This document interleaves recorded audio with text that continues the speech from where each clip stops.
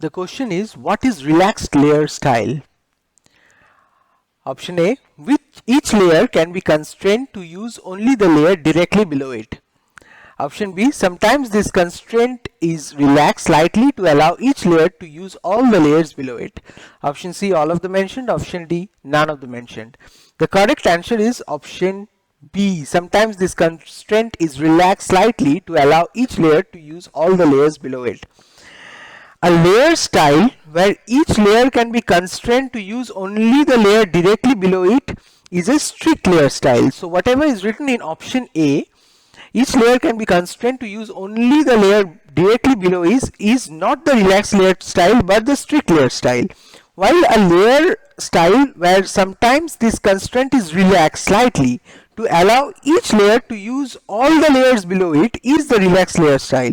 So option B is the correct answer.